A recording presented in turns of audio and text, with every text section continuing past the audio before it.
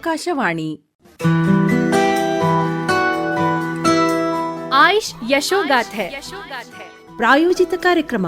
ಈ ಕಾರ್ಯಕ್ರಮದ ಪ್ರಾಯೋಜಕರು ಅಖಿಲ ಭಾರತ ವಾಕ್ ಶ್ರವಣ ಸಂಸ್ಥೆ, ಮೈಸೂರು.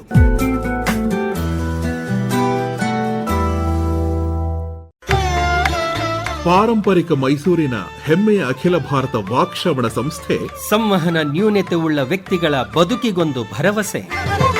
ಶ್ರವಣದೋಷ, ಬುದ್ಧಿಮಾಂದ್ಯತೆ, ತೊದಲುವಿಕೆ, ಆಟಿಸಂ, ಮಾತು, ಧ್ವನಿಯ ಸಮಸ್ಯೆ ಹಾಗೂ ಬೆಳವಣಿಗೆಯ ನ್ಯೂನತೆ, ಈ ಎಲ್ಲಾ ರೀತಿಯ ನ್ಯೂನತೆಗಳಿಗೆ ಸಂಪೂರ್ಣ ಚಿಕಿತ್ಸೆ ಹಾಗೂ ತರಬೇತಿ ನೀಡುತ್ತಿರುವ ಹೆಮ್ಮೆಯ ಸಂಸ್ಥೆ ಮೈಸೂರಿನ ಅಖಿಲ ಭಾರತ ವಾಕ್ಶ್ರವಣ ಸಂಸ್ಥೆ ಆಯುಷ್. ಸ್ನೇಹಮಯಿ ವಾತಾವರಣದೊಂದಿಗೆ ತಜ್ಞ ವೈದ್ಯರಿಂದ ಸೂಕ್ತ ಸಲಹೆ ಹಾಗೂ ಚಿಕಿತ್ಸೆ ನೀಡಲಾಗುತ್ತದೆ.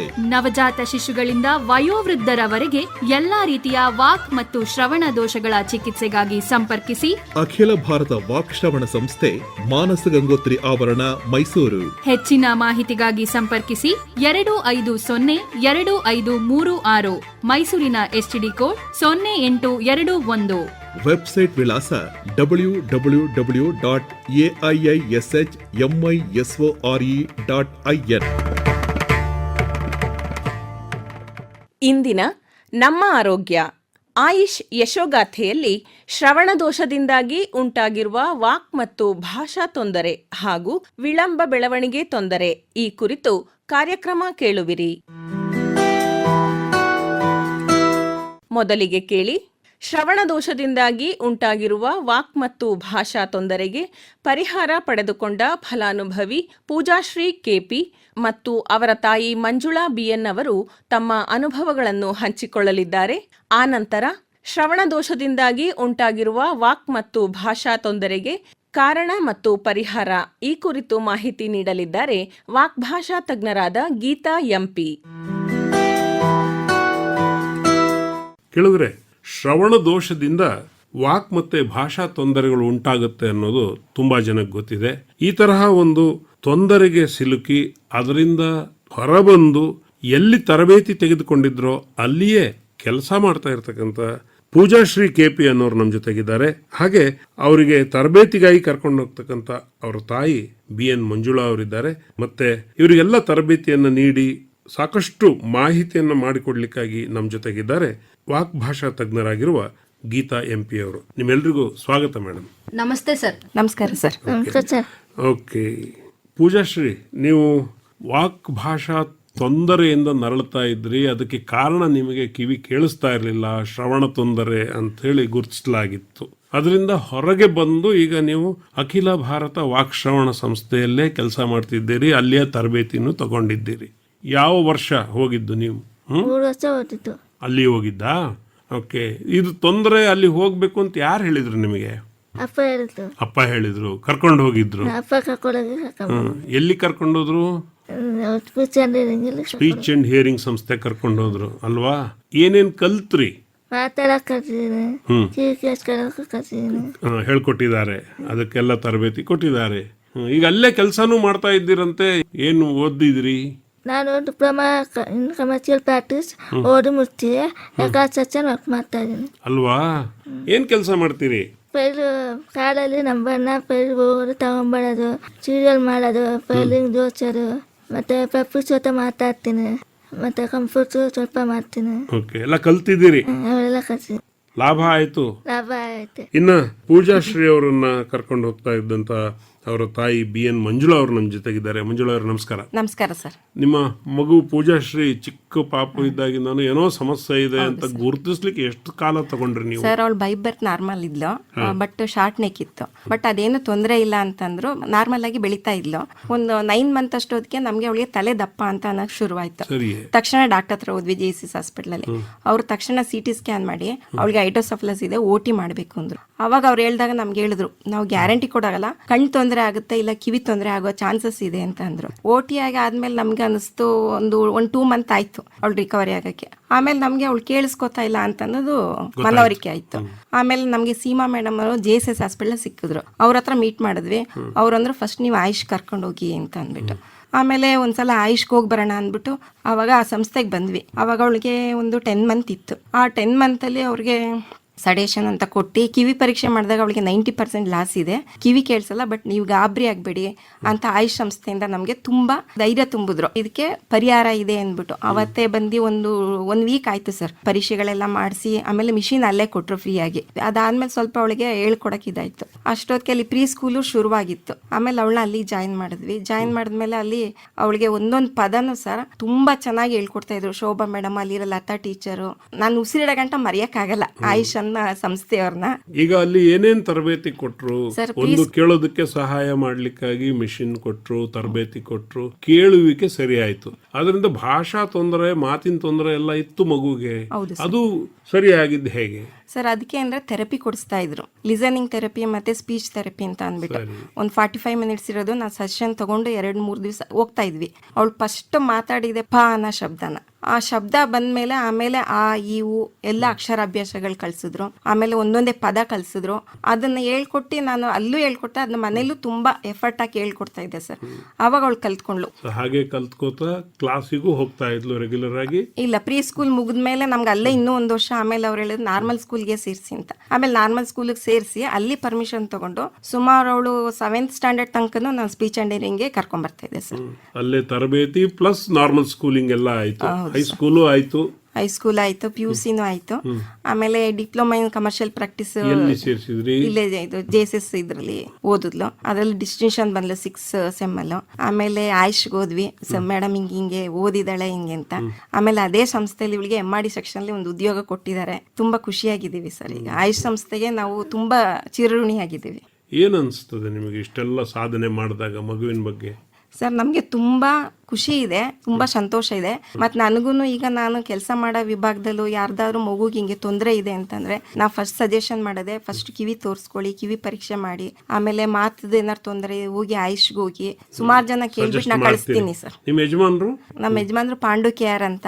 ಈ ಪರಿಸ್ಥಿತಿಲಿ ತುಂಬಾ ಹೆಲ್ಪ್ ಮಾಡಿದ್ದಾರೆ ಸರ್. ನಾನು ಕರ್ಕೊಂಡು ಹೋಗೋಕ್ಕಾಗ್ಬೋದು, ಕರ್ಕೊಂಬರಕ್ಕಾಗ್ಬೋದು, ಇವಳಿಗೆ ನಾನು ಏನು ಇದು ಮಾಡಬೇಕು ಅಂತ ಅಂದ್ಬಿಟ್ಟು ನಾನು ಉದ್ಯೋಗದಲ್ಲಿದ್ರು ಅವ್ರದ್ದು ಸಹಾಯದಿಂದ ನಾನು ಇದು ಮಾಡೋಕ್ಕೆ ತುಂಬಾ ಹೆಲ್ಪ್ ಆಯ್ತು ಸರ್. ಎಲ್ಲ ಸಾಧನೆ ಮಾಡಿ ನಿಮ್ಮಿಬ್ಬರಿಗೂ ಅಭಿನಂದನೆಗಳು ಪೂಜಾಶ್ರೀ ಮತ್ತೆ ಮಂಜುಳಾ ಅವರೇ. ಈ ಒಂದು ಶ್ರವಣ ದೋಷದಿಂದ ಉಂಟಾಗಿರುವ ವಾಕ್ ಮತ್ತೆ ಭಾಷಾ ತೊಂದರೆ ಯಾಕೆ ಕಂಡುಬರುತ್ತೆ ಮತ್ತೆ ಹೇಗೆ ಇದನ್ನ ನಿವಾರಿಸಬಹುದು ಅನ್ನೋದನ್ನ ನಮ್ಮ ವಿಷಯ ತಜ್ಞರಾಗಿರ್ತಕ್ಕಂಥ ವಾಕ್ ಭಾಷಾ ತಜ್ಞರೂ ಆಗಿರುವ ಗೀತಾ MP ಅವರು ವಿವರಿಸ್ತಾರೆ. ಗೀತಾ ಅವರೇ, ಯಾಕೆ ಇದು ಸಮಸ್ಯೆ ಆಗತ್ತೆ?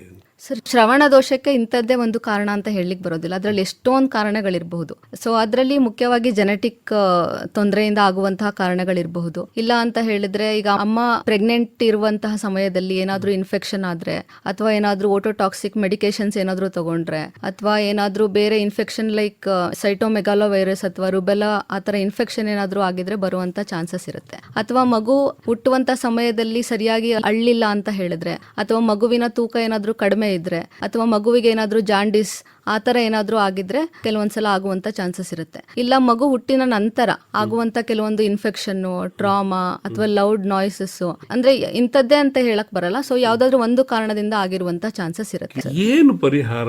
ಒಂದು, ಅವ್ರಿಗೆ ಕೇಳಿಸ್ಕೊಳ್ಳಿಕ್ಕೆ ಸಹಾಯ ಮಾಡುವ ಉಪಕರಣಗಳನ್ನ ಕೊಡಬಹುದು, ಆದ್ರೆ ಅದು ಕೇಳಿಸ್ಕೊಂಡ ನಂತರ ವಾಪಸ್ ಬರಬೇಕು. ಅವ್ರು ಮಾತಂತೂ ಆಡ್ಲಿಕ್ಕೆ ಆಗಲ್ಲ ಕೇಳಿಸ್ಕೊಳ್ಳದೆ ಇದ್ದಾಗ. ಸೊ ಹಾಗಾಗಿ ಶ್ರವಣ ದೋಷ, ವಾಕ್ ಭಾಷಾ ದೋಷ ಎರಡು ಒಟ್ಟೊಟ್ಟಿಗೆ ಬರ್ತವೆ. ಹೌದು, ಈಗ ಕೇಳಿಸ್ಕೊಂಡ್ರೇನೆ ಮಾತಾಡ್ಲಿಕ್ಕೆ ಸಾಧ್ಯ. ಈಗ ಕೇಳಿಸ್ಕೊಳ್ಳೋದಿಕ್ಕೆ ಆಗ್ತಿಲ್ಲ, ಕಷ್ಟ ಆಗ್ತಿದೆ ಅಂತ ಹೇಳಿದ್ರೆ ಖಂಡಿತವಾಗ್ಲೂ ಮಾತು ಬೆಳವಣಿಗೆ ಆಗೋದಿಲ್ಲ. ಅವಾಗ್ಲೇ ನೀವು ಹೇಳಿದ ತರ ಅಂದ್ರೆ ಶ್ರವಣ ದೋಷಕ್ಕೆ ಅಂದ್ರೆ ಎಷ್ಟೊಂದು ಉಪಕರಣಗಳಿರುತ್ತೆ. ಬಾಡಿ ಲೆವೆಲ್ ಹಿಯರಿಂಗ್ ಏಡ್ ಅಂತ ಹೇಳ್ತೀವಿ, ಅಥವಾ ಕಿವಿ ಹಿಂದೆ ಹಾಕೊಳ್ಳೋ ಅಂತದ್ದು. ಈಗಿನ್ನೂ ಎಷ್ಟೊಂದು ಚಿಕ್ಕ ಚಿಕ್ಕ ಸಾಧನಗಳು ಕೂಡ ಬಂದಿದೆ ಕಿವಿ ಒಳಗಡೆನೆ. ಹೌದು, ಅದು ಕಾಣೋದಿಲ್ಲ ಎಷ್ಟೊಂದು ಜನಕ್ಕೆ. ಸೊ ಈ ತರ ಟೆಕ್ನಾಲಜಿ ಇಂಪ್ರೂವ್ ಆಗಿದ ತರ ಈವನ್ ಹಿಯರಿಂಗ್ ಏಡ್ಸ್ ಕೂಡ ಎಷ್ಟೊಂದು ಇಂಪ್ರೂವ್ ಆಗಿದೆ. ಇತ್ತೀಚೆಗೆ ನಮ್ಮಲ್ಲಿ ಕಾಕ್ಲೆ ಇಂಪ್ಲಾಂಟ್ ಅಂತಾನು ಮಾಡ್ತಾ ಇದೀವಿ. ಈಗ government of Karnataka NPPCD programme ಅಂತ ಇದೆ. ಅದರಲ್ಲಿ ಶ್ರವಣ ಸಂಜೀವಿನಿ ಅನ್ನೋ ಪ್ರೋಗ್ರಾಮ್ ಮೂಲಕ 6 ವರ್ಷದ ಒಳಗಡೆ ಇರುವಂತಹ ಮಕ್ಕಳಿಗೆ ಎಲ್ಲರಿಗೂ ಕೂಡ ಗೌರ್ಮೆಂಟ್ ಫ್ರೀ ಆಗಿ ಕಾಕ್ಲೆ ಇಂಪ್ಲಾಂಟ್ ಸರ್ಜರಿ ಮಾಡಿಸ್ತಾ ಇದೆ. ಅಗತ್ಯ ಇದ್ರೆ ಹೌದು, ಅದಕ್ಕೆ ಕ್ಯಾಂಡಿಡೇಸಿ ಚೆಕ್ ಮಾಡ್ತಾರೆ.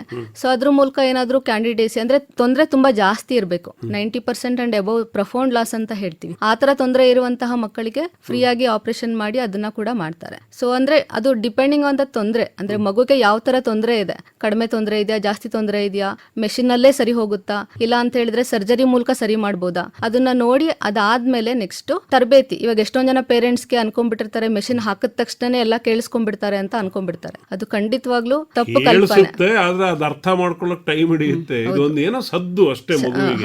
ಹೌದು ಮೆಷಿನ್ ಹಾಕಾದ್ಮೇಲೆ ಸೊ ಮಕ್ಕಳಿಗೆ ನಮ್ಮ ಸಂಸ್ಥೆಯಲ್ಲಿ 2 ತರ ತರಬೇತಿ ಕೊಡ್ತೀವಿ. ಒಂದು ಕೇಳಿಸ್ಕೊಳ್ಳೋದಕ್ಕೆ ಒಂದು ತರಬೇತಿ ಕೊಡ್ತೀವಿ, ಇನ್ನೊಂದು ಮಾತಿನ ತರಬೇತಿ. ಸೊ ಹೇಗೆ ಕೇಳಿಸ್ಕೊಳ್ಬೇಕು ಮಗು, ಈಗ ಕೆಲವೊಂದಾದ್ರೆ ಕೇಳಿಸ್ಕೊಳ್ಳೋದು ಯಾವ ತರ ಅಂತ ಹೇಳಿದ್ರೆ ಕೆಲವೊಂದು ಶಬ್ದದಿಂದ, ಚಪ್ಪಾಳೆ ಆಗಿರಬಹುದು ಅಥವಾ ಸದ್ದು ಮಾಡೋದ್ರಿಂದ ಹಿಡಿದು ಆ ತರ ಶಬ್ದಗಳ ಮೂಲಕ ಮಾಡಿ ನೆಕ್ಸ್ಟ್ ಟ್ರೂ ವರ್ಡ್ಸ್ ಅಂದ್ರೆ ಒಂದೊಂದು ಪದಗಳನ್ನ ಹೇಳ್ಕೊಟ್ಟು ಹೇಗೆ ಕೇಳಿಸ್ಕೊಳ್ಬೇಕು. ಅದೇ ತರ ಮಾತಿನ ತರಬೇತಿನೂ ಕೂಡ. ಸೊ ಮಾತಿನ ತರಬೇತಿಯಲ್ಲಿ ಪದಗಳಿಂದ ಶುರು ಮಾಡಿ ಪದಗಳ ಜೋಡಣೆ ಹೇಗ್ ಮಾಡೋದು, ಮತ್ತೆ ಅದನ್ನ ಚಿಕ್ಕ ಚಿಕ್ಕ ವಾಕ್ಯ ಹೇಗೆ ಮಾಡೋದು, ಚಿಕ್ಕ ಚಿಕ್ಕ ವಾಕ್ಯ ಆದ್ಮೇಲೆ ಹೇಗೆ ಅದನ್ನ ಒಂದು ಉದ್ದವಾಗಿ ಕತೆ ಮೂಲಕ ಹೇಳುವಂಥದ್ದು. ಸೊ ಇಷ್ಟು ಇದರಲ್ಲಿ ತರಬೇತಿನ ನಾವು ಕೊಡ್ತೇವೆ. ಅದು ಮಗುವಿನ ಎಬಿಲಿಟಿ ಕೂಡ ಇದರಲ್ಲಿ ಇನ್ವಾಲ್ವ್ಮೆಂಟ್ ಇರುತ್ತೆ. ಬಹಳ ಟೈಮ್ ಹಿಡಿಯುತ್ತೆ, ಎಷ್ಟು ಕಾಲ ಅಂತ ಹೇಳ್ತೀರಾ? ಸರ್ ಅದು ಇಂತಷ್ಟೇ ಕಾಲ ಅಂತ ಹೇಳಲಿಕ್ಕೆ ಬರೋದಿಲ್ಲ. ಈಗ ಮೆಷಿನ್ ಹಾಕಿದ ತಕ್ಷಣ ಖಂಡಿತವಾಗ್ಲೂ ಮಾತಂತೂ ಬರೋದಿಲ್ಲ. ಈಗ ಎಷ್ಟೊಂದ್ ಜನ ಪೇರೆಂಟ್ಸ್ ಅಲ್ಲೇ ಉಳ್ಕೊಂಡು ವರ್ಷಾನ್ಗಟ್ಲೆ ತರಬೇತಿಯನ್ನ ಕೊಟ್ಟವರು ಇದ್ದಾರೆ, ಶ್ರವಣ ತರಬೇತಿ ಮತ್ತೆ ಮಾತಿನ ತರಬೇತಿ. ಈಗ ಪೂಜಾಶ್ರೀಗೆನೆ 7-8 ವರ್ಷ ಸತತವಾಗಿ ಕರ್ಕೊಂಡು ಬಂದ್ರು ಅವರು.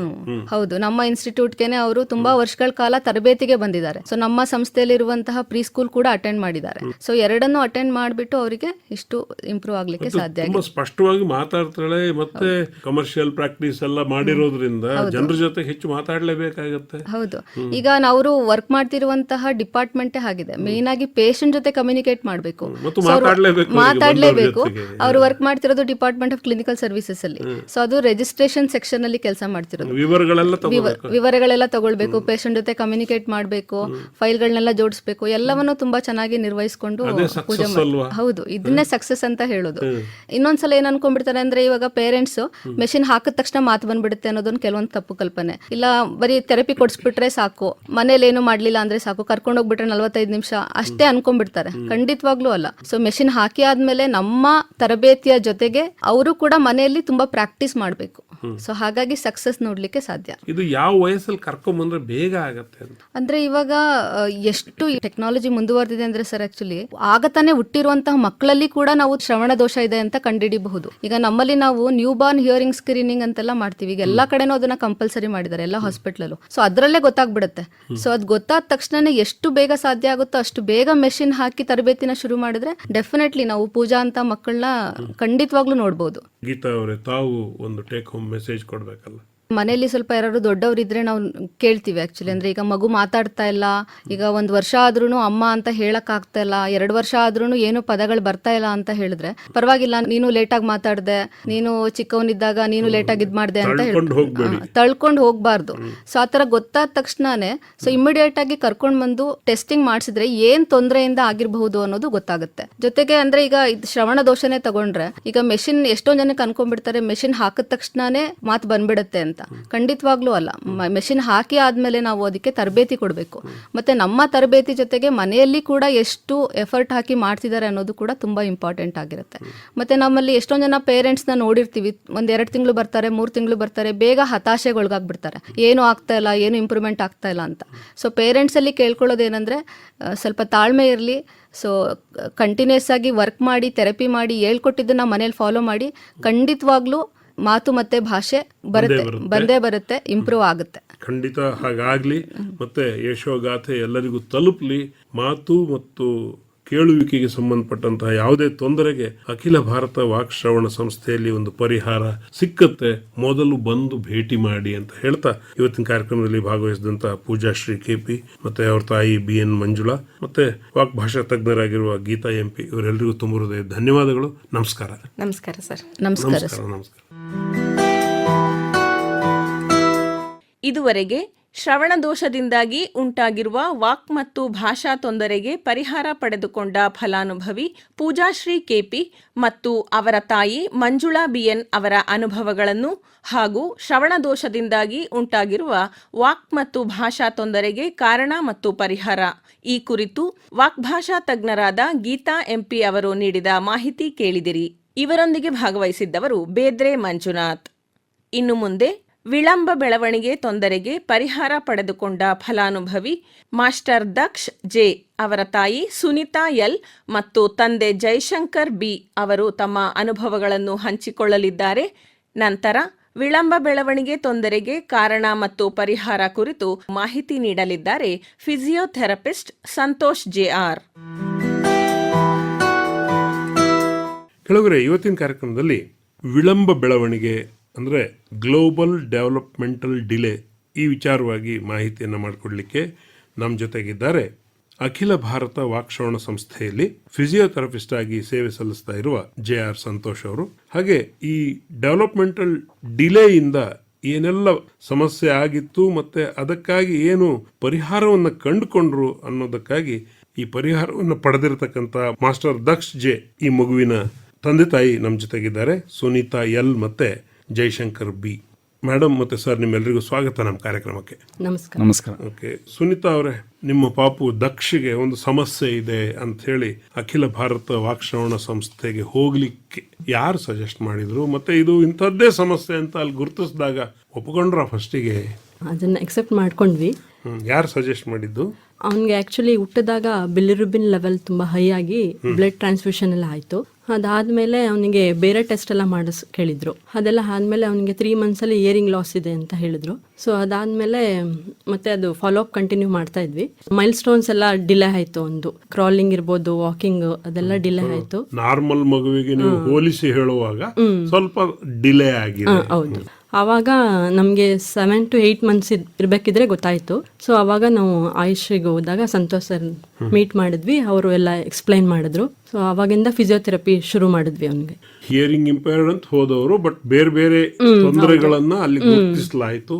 ಅದಕ್ಕಾಗಿ ಟೆಸ್ಟ್ಗಳು ಯಾರು ಮಾಡಿದ್ರ? ಹಿಯರಿಂಗ್ ಟೆಸ್ಟ್ ಅವನಿಗೆ ಇವಾಗ ಮಿಷಿನ್ ಅಲ್ಲಿ ಹಾಕೋತಿದ್ದಾನೆ. ಮತ್ತೆ ಇವಾಗ ಒಂದು ಸ್ಪೀಚ್ ಎಲ್ಲ ಸ್ವಲ್ಪ ಇಂಪ್ರೂವ್ ಆಗಿದೆ. ರೈಮ್ಸ್ ಎಲ್ಲ ಹೇಳೋದು, ಮತ್ತೆ ಫ್ರೂಟ್ಸ್, ವೆಜಿಟೇಬಲ್ಸ್ ನೇಮ್ಸ್ ಮತ್ತೆ ಎಲ್ಲ ಹೇಳೋದು, ಅದೆಲ್ಲ. ಇನ್ನು ಚಿಕ್ಕ ಮಗು, 2-2.5 ವರ್ಷ ಅಷ್ಟೇನೆ. ಇನ್ನು ಅದು ಕ್ಲಾಸಿಗೆ ಹೋಗಬೇಕು, ಆಮೇಲೆ ಪಾಠ ಅದೆಲ್ಲ ಕಲಿಯುತ್ತೆ. ಹೇಗನ್ಸುತ್ತೆ ನಿಮಗೆ? ಅಂದ್ರೆ ಫಸ್ಟ್ ಸ್ಟಾರ್ಟಿಂಗ್ ಎಲ್ಲ ಮಕ್ಕಳನ್ನ ನೋಡಿದ್ರೆ ನಮ್ಮ ಮಗುವಿನ ನಡೀತಾ ಇಲ್ಲ ಎಲ್ಲ ಅನ್ಸೋದು. ಬಟ್ ಅದು ಆಟೋಮೆಟಿಕ್ ಆಗಿ ನಾವು ಅಲ್ಲಿ ಆಯುಷ್ಗೆ ಹೋಗ್ತಾ ಹೋಗ್ತಾ ಅದು ಫಿಸಿಯೋಥೆರಪಿಗೆ ಅಡ್ಜಸ್ಟ್ ಆಗ್ತಾ ಅಡಾಪ್ಟ್ ಮಾಡ್ಕೊಂಡ್ವಿ ನಾವು ಅದನ್ನ. ಫಿಸಿಯೋಥೆರಪಿ ಅದೆಲ್ಲ ಮಾಡಿ ಚೆನ್ನಾಗಿ ಆಯ್ತು ಸರ್ ಅದು. ಎಷ್ಟು ದಿನ ಕಾಲ ಈ ಥೆರಪಿ ನಡೀತು? ಇದು ಆಲ್ಮೋಸ್ಟ್ ಅವನಿಗೆ 2 year ಹತ್ತತ್ರ ಆಗ್ತಿದೆ ಸರ್ ಥೆರಪಿ ಶುರು ಮಾಡಿ. ಅವನಿಗೆ ಇವಾಗ್ಲೂ ಕಂಟಿನ್ಯೂಷನ್ ಇದೆ. ಆಗಬಹುದು ಅಂತಾರೆ. ಅಂದ್ರೆ ಇನ್ನ ಸ್ವಲ್ಪ ಕೆಲವೊಂದು ಮೈಲ್ ಸ್ಟೋನ್ಸ್ ರೀಚ್ ಆಗ್ಬೇಕು. ನೀವು ತಾಯಿಯೇ ಕರ್ಕೊಂಡು ಹೋಗ್ತಾ ಇದ್ದೀವಿ. ದಕ್ಷ ತಂದೆ ಜೈಶಂಕರ್ ಅವರು ಕೂಡ ಬರ್ತಾರೆ? ಅವರಿಗೆ ಫ್ರೀ ಇರೋ ಟೈಮಲ್ಲೆಲ್ಲ ಬರ್ತಾರೆ ಸರ್. ಇನ್ನು ನಮ್ಮ ಜೊತೆಗೆ ಮಾಸ್ಟರ್ ದಕ್ಷನ ತಂದೆ ಜೈಶಂಕರ್ ಅವರಿದ್ದಾರೆ. ಜೈಶಂಕರ್ ಅವರೇ, ಪಾಪುಗೆ ಹೀಗೆ ಒಂದು ಸಣ್ಣ ತೊಂದರೆ ಇದೆ ಅಂತ ಹೋದಾಗ ಇದು ಒಂದಲ್ಲ ಬೇರೆ ಬೇರೆ ತೊಂದರೆಗಳು ಸೇರ್ಕೊಂಡಿದೆ ಅಂತ ಹೇಳಿ ಆಯುಷ್ನ ವೈದ್ಯರು ಅದನ್ನ ನಿಮಗೆ ಎಕ್ಸ್ಪ್ಲೈನ್ ಮಾಡಿದಾಗ, ಇಂತಿಂಥದ್ದು ಥೆರಪಿಗೆ ಇಂತಿಷ್ಟು ದಿವಸ ಬರಬೇಕು ಅಂತೆಲ್ಲ ಹೇಳಿದಾಗ ನಿಮ್ಮ ಜೀವನ ಶೈಲಿಯಲ್ಲಿ ಬದಲಾವಣೆ ಮಾಡ್ಕೊಳ್ಬೇಕಾಗತ್ತೆ. ಯಾಕಂದ್ರೆ ನೀವು ಯಾವುದೋ ಒಂದು ಬಿಸ್ನೆಸ್ ಅಲ್ಲೋ ಮತ್ತೊಂದರಲ್ಲೋ ಇರ್ತೀರಿ. ಅಡ್ಜಸ್ಟ್ ಆಯ್ತಾ? ಸರ್, ಇನಿಷಿಯಲಿ ಸ್ವಲ್ಪ ಕಷ್ಟ ಆಯಿತು. ಅಂದರೆ ಅಕ್ಸೆಪ್ಟ್ ಮಾಡೋದಕ್ಕೇ ನಾವು ಗಂಡಾಗಲಿ ಹೆಣ್ಣಾಗಲಿ ಒಂದು ಆರೋಗ್ಯವಂತ ಮಗು ಆಗಲಿ ಅನ್ನೋದು ನಮ್ಮ ಆಸೆ. ಬಟ್ ಇನಿಷಿಯಲಿ ಅವನಿಗೆ ಯಾವಾಗ ಇನಿಷಿಯಲ್ 15 daysಲ್ಲೇ ಅವನದು ಬ್ಲಡ್ಡಲ್ಲಿ G6PD ಅಂತ ಒಂದು ಡೆಫಿಷಿಯನ್ಸಿ ಇತ್ತು. ಆ ಡೆಫಿಷಿಯನ್ಸಿಯಿಂದ ಒಂದು ಬಿಲಿರುಬಿನ್ ಲೆವೆಲ್ಲು ಜಾಸ್ತಿಯಾಗಿ ಅದೇ ಕಾರಣ. ಇದೆಲ್ಲ ಸೈಡ್ ಎಫೆಕ್ಟ್ಸ್ ಅಂತ ಡಾಕ್ಟ್ರ್ ಹೇಳಿದರು. 3 ತಿಂಗಳಲ್ಲಿ ಒಂದು ಕಿವಿ ಚೆಕ್ ಮಾಡಿಸಿ, ಆವಾಗ ನಾರ್ಮಲ್ ಇದ್ದರೆ ಏನು ತೊಂದರೆ ಇಲ್ಲ. ಆವಾಗ ನಾವು 3 ತಿಂಗಳಲ್ಲಿ ಆಯುಷ್ಗೆ ಹೋದ್ವಿ. ಟೆಸ್ಟ್ ಮಾಡಿಸಿದಾಗ ಅವನಿಗೆ ಸಿವಿಯರ್ ಇಯರಿಂಗ್ ಲಾಸ್ ಅಂತ ಹೇಳಿದರು. ಆಗ ನಮಗೆ ಸ್ವಲ್ಪ ಅಕ್ಸೆಪ್ಟ್ ಮಾಡ್ಕೊಳ್ಳೋದು ತುಂಬ ಕಷ್ಟ ಆಯಿತು. ಸೊ ಇನಿಷಿಯಲಿ ಸ್ವಲ್ಪ ವೀಕ್ ಆಗೇ ಇದ್ವಿ. ನಾವು ಅಲ್ಲಿಗೆ ಹೋಗ್ತಾ ನಮಗೆ ಸ್ವಲ್ಪ ಕಾನ್ಫಿಡೆನ್ಸು ಬಂತು. ಅವ್ನು ಫಿಸಿಯೋಥೆರಪಿ ಆಗಲಿ, ಸ್ಪೀಚ್ ಥೆರಪಿ ಆಗಲಿ, listening therapy, occupational therapy. So ಹೋಗ್ತಾ ಒಂದೊಂಚೂರು ಡೆವಲಪ್ಮೆಂಟು ಬದಲಾವಣೆಗಳು ನಮಗೆ ನೋಡೋಕ್ಕೆ ಶುರು ಆಯಿತು. ಆಮೇಲೆ ಸಿವಿಯರಿಂದ ಮತ್ತೆ ಒಂದು 3 ತಿಂಗಳಾದ್ಮೇಲೆ ಮತ್ತೆ ಚೆಕ್ ಮಾಡಿಸಿದ್ವಿ. ಆಗ ಸ್ವಲ್ಪ ಏನೋ ಒಂಚೂರು ಹೋಪ್ಸು ಸಿಕ್ತು ನಮಗೆ. ಅಲ್ಲ, ಈ ಥರ ಒಂದು ಸಮಸ್ಯೆ ಇದೆ ಅನ್ನೋ ಅನೇಕ ತಂದೆ ತಾಯಿಗಳು ಇಂಥಲ್ಲಿ ಹೋಗ್ಬೇಕಾ, ಇದು ವರ್ಷಗಟ್ಟಲೆ ಟ್ರೀಟ್ಮೆಂಟ್ ಕೊಡಿಸ್ಬೇಕು, ಹೆಂಗಪ್ಪ ಅಂತೇಳಿ ಹತಾಶೆಯಿಂದ ಕೆಲವರು ಬರೋದೇ ಇಲ್ಲ. ಸೊ ಅಂಥವ್ರಿಗೆ ಏನು ಹೇಳಲಿಕ್ಕೆ ಇಷ್ಟಪಡ್ತೀವಿ ಸರ್? ಮಕ್ಕಳದು ಇನಿಷಿಯಲ್ ಡೇಸ್ ಇರುತ್ತಲ್ಲ ಸರ್, 1 ವರ್ಷದಿಂದ 3-4 ವರ್ಷದೊಳಗೆ ಅವ್ರು ಎಷ್ಟನ್ನ ಶೇಪ್ ಮಾಡ್ಬೋದು ಅಷ್ಟು ಶೇಪ್ ಮಾಡ್ಬೋದು. ನೀವು ಗಿಡವಾಗಿ ಬಗ್ಗದ್ದು ಮರವಾಗಿ ಬಗ್ಗಿತ್ತೆ ಅಂತ ಹೇಳ್ತಾರಲ್ಲ, ಅವ್ನು ಇನಿಷಿಯಲ್ ಡೇಸಲ್ಲಿ ಎಷ್ಟು ನಾವು ಇದು ಮಾಡ್ಬೋದು ಅಷ್ಟು ನಾವು ಎಷ್ಟು ಕೇರ್ ಕೊಡ್ತೀವಿ. ಕೆಲವು ಕೆಲಸಗಳನ್ನೆಲ್ಲ ಬದಿಗಿಟ್ಟು ಅವನಿಗೆ ಡೈಲಿ 3-4 ಸೆಷನ್ಸು, ಬೆಳಿಗ್ಗೆ 2 ಸೆಷನ್ಸು, ಸಂಜೆ 2 ಸೆಷನ್ಸು ಮನೆಯಲ್ಲೂ ಕೂಡ ತಗೊಳ್ತಿದ್ವಿ, ಹೊರಗಡೆನೂ ತಗೊಳ್ತಿದ್ವಿ. ಎಷ್ಟು ಕೊಡ್ಬೋದು ಅಷ್ಟು ಇನ್ಪುಟ್ಸ್. ಮತ್ತು ಅದಲ್ಲದೆ ಅವನಿಗೆ ಡೈಲಿ ಬಾಡಿ ಮಸಾಜು. ಸೊ ಅದರಿಂದ ಚಿಕ್ಕ ವಯಸ್ಸಲ್ಲಿ ನಾವು ಎಷ್ಟು ತರಬೇತಿಗಳನ್ನ ಕೊಡ್ತೀವಿ ಅಷ್ಟು ತುಂಬ ಹೆಲ್ಪ್ ಆಗುತ್ತೆ. ಸೊ ಪರಿಣಾಮ ಈಗ ಕಣ್ಣೆದುರುಗಡೆ ನೋಡ್ತಿದ್ದೀವಿ, ಮಾತಾಡ್ತಾನೆ. ಸ್ಕೂಲ್ಗೂ ಕಳಿಸ್ತಿದ್ದೀವಿ. ಈಗ 1 ತಿಂಗಳಿಂದ ಸ್ಟಾರ್ಟಿಂಗ್ ಸ್ವಲ್ಪ ಅಳ್ತಾ ಇದ್ದ, ಈಗ ಸ್ವಲ್ಪ ರೆಸಿಸ್ಟ್ ಮಾಡೋದು ಕಡಿಮೆ ಆಗಿ ಸ್ಕೂಲ್ಗೂ ಹೋಗ್ತಾ ಇದ್ದಾನೆ. ಚಿಕ್ಕವನಲ್ಲೇ ಸ್ಕೂಲಿಗೆ ಹೋಗೋದು ನಾರ್ಮಲ್ ಮಕ್ಕಳೇ ಹಠ ಮಾಡ್ತೇವೆ. ಹೌದು, ಹಾಗಾಗಿ ನಾರ್ಮಲ್ ಮಕ್ಕಳ ಜೊತೆಗೇನೆ ಶಾಲೆಗೆ ಹೋಗ್ಬೇಕು, ಕಲಿಬೇಕು ಅನ್ನೋದು ನಮ್ಮ ಆಸೆ. ಹಾಗಾಗಿ ತುಂಬಾ ಪೇಷನ್ಸ್ ಬೇಕು. ನೀವು ಆ ಮಗುವಿಗಾಗಿ ಇಷ್ಟೆಲ್ಲ ಮಾಡಿದ್ದೀರಿ, ಅದಕ್ಕೆ ಅದು ಹೆಂಗೆ ಅಂತಂದ್ರೆ ಸರ್, ಅವನದು ತೊಂದರೆ ಮುಂದೆ ನಮ್ಗೆ ಇನ್ಯಾವುದು ದೊಡ್ಡದು ಅನ್ಸಲ್ಲ. ಸೊ ಅದರಿಂದ ಎಷ್ಟು ಧೈರ್ಯ ಪೇಷನ್ಸ್ ಇರುತ್ತೆ ಅಷ್ಟು ನಮ್ಗೆ. ಇನ್ನು ಆಟೋಟಗಳಲ್ಲೆಲ್ಲ ಈಗ ಭಾಗವಹಿಸ್ತಾ ಇದ್ದಾನೆ. ಹೌದು. ಓಕೆ, ಧನ್ಯವಾದಗಳು ಜಯಶಂಕರ್ ಅವರು. Thank you sir. ಇನ್ನು ಈ ಗ್ಲೋಬಲ್ ಡೆವಲಪ್ಮೆಂಟಲ್ ಡಿಲೇ ಇದೊಂದು ಏನು ಸಮಸ್ಯೆ, ಯಾಕೆ ಇದರಿಂದ ಅನೇಕ ಮಕ್ಕಳು ಬಳಲ್ತಾ ಇದ್ರು, ಆ ಮಕ್ಕಳಿಗೆ ಸೂಕ್ತವಾದ ಒಂದು ತರಬೇತಿ ಆಗಲಿ ಅಥವಾ ಚಿಕಿತ್ಸೆ ಆಗಲಿ ಸಿಗ್ತಾ ಇಲ್ಲ, ಸಿಕ್ಕರೆ ಮಾಸ್ಟರ್ ದಕ್ಷ ತರಹನೇ ಬೇಗ ಅವು ಡೆವಲಪ್ ಆಗ್ತವೆ ಅನ್ನೋದಕ್ಕೆ ಒಂದು ಉದಾಹರಣೆ ನಮಗೆ ಇವಾಗ ಸುನೀತಾ ಮತ್ತು ಜಯಶಂಕರ್ ಅವ್ರ ಮಾತುಗಳಲ್ಲಿ ವ್ಯಕ್ತ ಆಯಿತು. ಈ ಡಿಲೇ ಬಗ್ಗೆ ನಮಗೆ ಮಾಹಿತಿ ಮಾಡಿಕೊಡ್ತಾ ಇದ್ದಾರೆ ಅಖಿಲ ಭಾರತ ವಾಕ್ಶ್ರವಣ ಸಂಸ್ಥೆಯಲ್ಲಿ ಫಿಸಿಯೋಥೆರಪಿಸ್ಟ್ ಆಗಿರುವ ಸಂತೋಷ್ JR ಅವರು. ಸಂತೋಷ್, ನಮಸ್ಕಾರ. ನಮಸ್ಕಾರ ಸರ್. ಏನಿದು ಸಮಸ್ಯೆ, ಮತ್ತು ನೀವು ಫಿಸಿಯೋಥೆರಪಿಸ್ಟ್ ಆಗಿ ಆ ಮಗುವಿಗೆ ಏನೇನು ಸಹಾಯ ಮಾಡಿದಿರಿ ಅಂತ? ಸರ್, ಗ್ಲೋಬಲ್ ಡೆವಲಪ್ಮೆಂಟಲ್ ಡಿಲೇ ಅಂತ ಅಂದರೆ ಯಾವುದೇ ಒಂದು ತೊಂದರೆ ಒಂದಕ್ಕಿಂತ ಜಾಸ್ತಿ ಇಲ್ಲಿ ಡಿಲೇ ಇದ್ರೆ. ಸೊ ಡಿಲೇ ಅಂತ ಅಂದರೆ ಸ್ವಲ್ಪ ಈಗ ನಡೆದಾಡೋದ್ರಲ್ಲಿ ಡಿಲೇ ಇರಬೇಕು. ಸೊ ಒಂದು ಏಜಲ್ಲಿ ಅವನು ಕೂರಬೇಕು, ಅದೇ ಏಜಲ್ಲಿ ನಡಿಬೇಕು. ಒಂದು ನಾರ್ಮಲ್ ಮಕ್ಕಳದು ಅದು ಮೈಲ್ ಸ್ಟೋನ್ ಇರುತ್ತೆ. ಸೊ ಆ ಮೈಲ್ ಸ್ಟೋನ್ ಯಾವುದೋ ಈ ಥರ ಕಾರಣಗಳಿಂದ, ಅದ್ರಿಗೆ ಕಾರಣಗಳಿರುತ್ತೆ. ಪ್ರೀನ್ಯಾಟಲ್, ಪೋಸ್ಟ್ ನ್ಯಾಟಲ್ ಅಂತ ಹೇಳ್ತೀವಿ. ಅದರಲ್ಲಿ ಯಾವ್ದಾದ್ರು ಒಂಥರ ಏನೋ ತೊಂದರೆ ಆಗಿದ್ರೆ ಸೊ ಅದಕ್ಕೂ ಬ್ರೈನ್ಗೆ ಎಫೆಕ್ಟ್ ಆಗಿ ಅದು ಡಿಲೇದ ತೋರಿಸುತ್ತೆ. ಸೊ ಅದು ಮೋಟಾರ್ ಏರಿಯಾ ಇರ್ಬೋದು, ಅಂದರೆ ಚಲನವಲನದಲ್ಲಿರ್ಬೋದು, ಮತ್ತು ಮಾತಲ್ಲಿರ್ಬೋದು, ಬುದ್ಧಿಶಕ್ತಿಲಿರ್ಬೋದು. ಸೊ ಇದಿಷ್ಟು ಏರಿಯಾದಲ್ಲಿ ಇನ್ವಾಲ್ವ್ ಆದಾಗ ಒಂದು ಮಗುನ ಡಿಲೇ ಅಂತ ಕರಿತೀವಿ.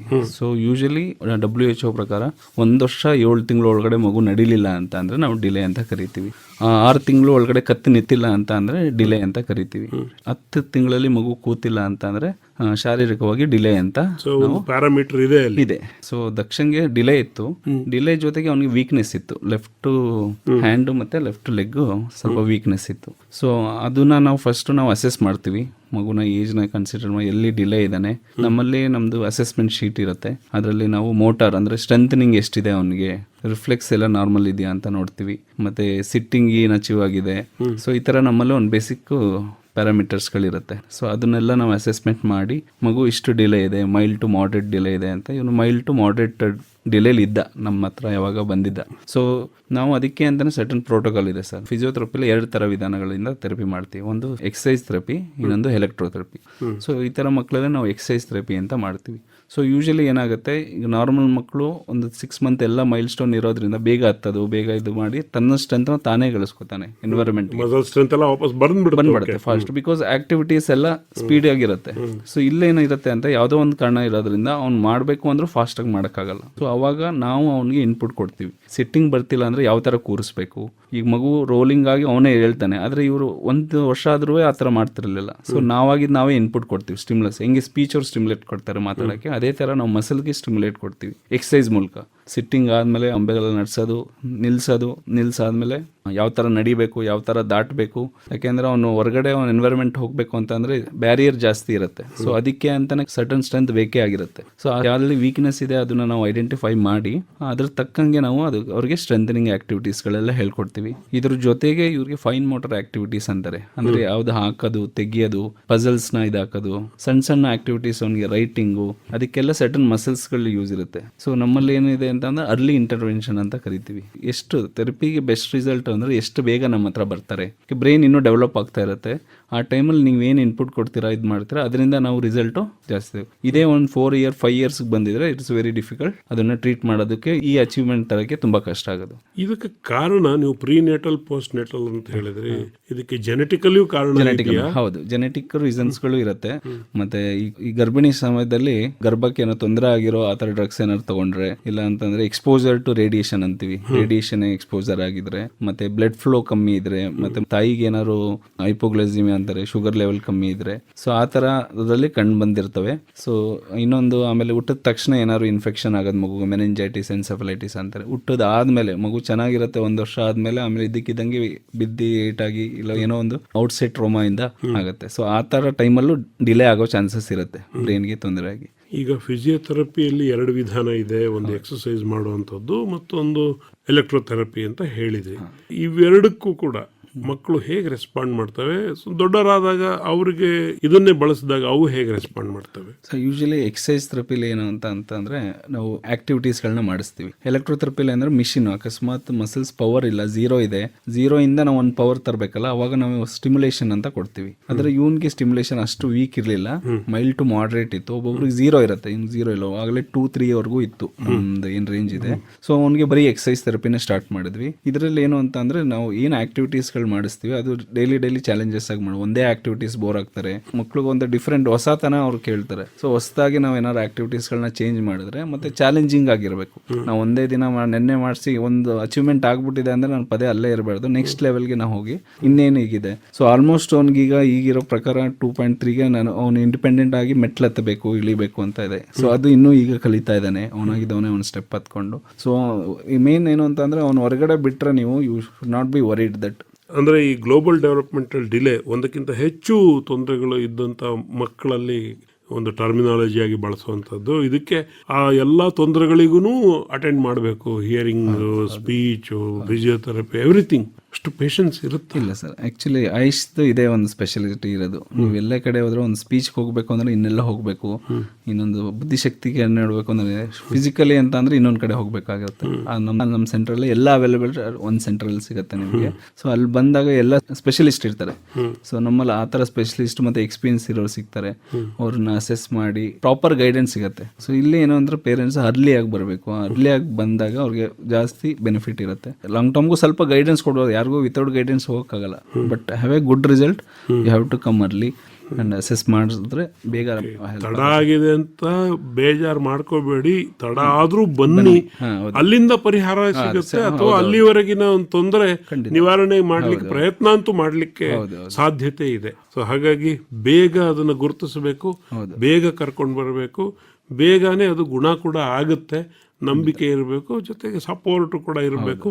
ಅವರು ಏನೆಲ್ಲ ಥೆರಪಿಗಳು ಹೇಳಿರ್ತಾರೆ ಅದನ್ನೆಲ್ಲ ಫಾಲೋ ಮಾಡುವಂಥ ಒಂದು ಮನೋಭಾವ ಪೇರೆಂಟ್ಸಲ್ಲಿ ಇರಬೇಕು. ಏನಪ್ಪ ಇದು ಹೀಗಾಯಿತು ಅಂತ ಬೇಜಾರು ಮಾಡ್ಕೊಳ್ಳೋಕ್ಕಿಂತ ಆಗಿದೆ, ಅದಕ್ಕೊಂದು ಪರಿಹಾರ ಇದೆ, ಹಾಗೆ ಮಾಡ್ತಾರೆ ಅಂತೇಳಿ ನಾವು ಕೂಡ ಭಾವಿಸ್ತೇವೆ. ಇನ್ನು ಇಷ್ಟೆಲ್ಲ ಮಾಹಿತಿ ಕೊಟ್ಟ ಫಿಸಿಯೋಥೆರಪಿಸ್ಟ್ ಸಂತೋಷ್ ಅವರೇ, ನಿಮಗೆ ನಮ್ಮೆಲ್ಲ ಕೇಳೋದ್ರ ಪರವಾಗಿ ತುಂಬ ಹೃದಯ ಧನ್ಯವಾದಗಳು. ನಮಸ್ಕಾರ. Thank you. ನಮಸ್ಕಾರ ಸರ್. ಇದುವರೆಗೆ ವಿಳಂಬ ಬೆಳವಣಿಗೆ ತೊಂದರೆಗೆ ಪರಿಹಾರ ಪಡೆದುಕೊಂಡ ಫಲಾನುಭವಿ ಮಾಸ್ಟರ್ ದಕ್ಷ್ ಜೆ ಅವರ ತಾಯಿ ಸುನೀತಾ ಎಲ್ ಮತ್ತು ತಂದೆ ಜೈಶಂಕರ್ ಬಿ ಅವರ ಅನುಭವಗಳನ್ನು ಹಾಗೂ ವಿಳಂಬ ಬೆಳವಣಿಗೆ ತೊಂದರೆಗೆ ಕಾರಣ ಮತ್ತು ಪರಿಹಾರ ಕುರಿತು ಫಿಸಿಯೋಥೆರಪಿಸ್ಟ್ ಸಂತೋಷ್ ಜೆ ಆರ್ ಅವರು ನೀಡಿದ ಮಾಹಿತಿ ಕೇಳಿದಿರಿ. ಇವರೊಂದಿಗೆ ಭಾಗವಹಿಸಿದ್ದವರು ಬೇದ್ರೆ ಮಂಜುನಾಥ್. ನಿರ್ಮಾಣ ಸಹಾಯ ದಿಗ್ವಿಜಯ್ ಬಿ ಮತ್ತು ಪ್ರಭುಸ್ವಾಮಿ ಮಳಿಮಠ್. ಸಂಕಲನ ತೇಜಸ್ವಿನಿ ಗಿರೀಶ್. ಆಯುಷ್ ಯಶೋಗಾಥೆ ಪ್ರಾಯೋಜಿತ ಕಾರ್ಯಕ್ರಮ ಪ್ರಸಾರವಾಯಿತು. ಈ ಕಾರ್ಯಕ್ರಮದ ಪ್ರಾಯೋಜಕರು ಅಖಿಲ ಭಾರತ ವಾಕ್ ಶ್ರವಣ ಸಂಸ್ಥೆ, ಮೈಸೂರು.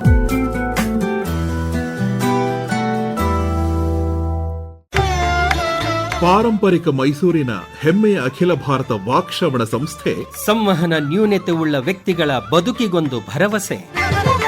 ಮಕ್ಕಳು ಹಾಗೂ ವಯಸ್ಕರಲ್ಲಿ ಕಂಡುಬರುವ ಕಿವಿ, ಮಾತು ಹಾಗೂ ಭಾಷೆಯ ಸಮಸ್ಯೆಗಳಿಗೂ ಸಹ ಸೂಕ್ತ ಚಿಕಿತ್ಸೆ ಲಭ್ಯವಿದೆ. ಸಂವಹನ ಸಮಸ್ಯೆಯನ್ನು ನಿರ್ಲಕ್ಷಿಸಬೇಡಿ. ಬೇಗನೆ ಗುರುತಿಸಿ ನುರಿತ ತಜ್ಞರಿಂದ ಆಯುಷ್ನಲ್ಲಿ ಚಿಕಿತ್ಸೆ ಪಡೆಯಿರಿ. ಟೆಲಿ ಕೇಂದ್ರದ ಮೂಲಕ ಆನ್ಲೈನ್ ತರಬೇತಿ, ಆಯುಷ್ ಆರೋಗ್ಯವಾಣಿ ಮೂಲಕ ಅರಿವು ಕಾರ್ಯಕ್ರಮ, ಚಿಕಿತ್ಸಾ ಸೇವೆಗಳು, ಪದವಿ, ಸ್ನಾತಕೋತ್ತರ ಪದವಿ ಹಾಗೂ ಇನ್ನೂ ಹಲವಾರು ಕೋರ್ಸುಗಳ ಮಾಹಿತಿ ನೀಡಲಾಗುತ್ತದೆ. ಅಖಿಲ ಭಾರತ ವಾಕ್ ಶ್ರವಣ ಸಂಸ್ಥೆ, ಮಾನಸ ಗಂಗೋತ್ರಿ ಆವರಣ, ಮೈಸೂರು. ಹೆಚ್ಚಿನ ಮಾಹಿತಿಗಾಗಿ ಸಂಪರ್ಕಿಸಿ 25025336, ಮೈಸೂರಿನ STD ಕೋಡ್ 0821. ವೆಬ್ಸೈಟ್ ವಿಳಾಸ www.aiishmisore.in.